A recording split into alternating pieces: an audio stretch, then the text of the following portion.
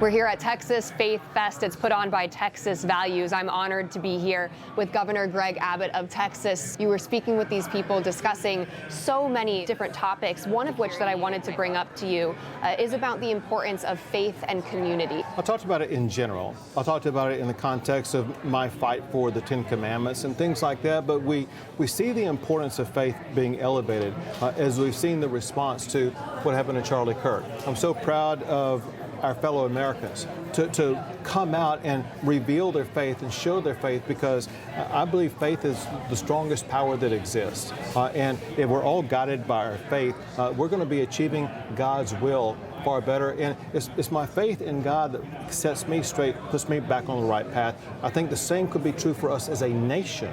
If we can be a nation of faith once again, it will ensure that our nation is on the right pathway. So you bring up Charlie Kirk. I did want to ask you about him. Of course, what happened to him, his assassination, the world was watching, Americans were watching. It was horrific. So many are still mourning that. But something that we saw come out of it was a revival of Christianity across the entire country. Have you noticed that? I have. Good word choice with regard to revival. So I watched every minute of the memorial. And the memorial was a revival, and it was inspiring. And it shows that what Charlie Kirk was able to do during his life continues to live on very powerfully. I've seen seemingly more campus crusades after his death than before his death. This has a multiplier effect. And so I see what he achieved already expanding and gaining even more traction across our country.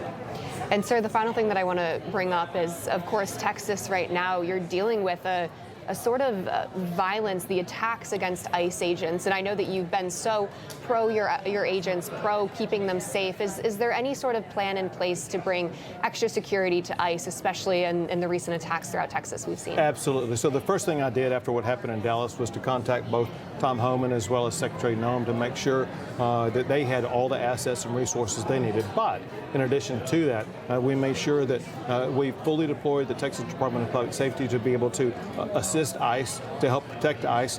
We are already collaborating with ICE to make sure whenever they conduct these operations, they got the backup not just of the Texas Department of Public Safety, but as needed also the Texas National Guard. Their safety is of paramount importance, especially now in the aftermath of what happened. And so we are redoubling our efforts to ensure that safety. I'm glad to hear that. I know it's they appreciate it so much, and having the governor stand behind them is very important. So thank you so much for your time, for taking it with us, and for being here today at Texas Faith Fest. Of course. Thank you.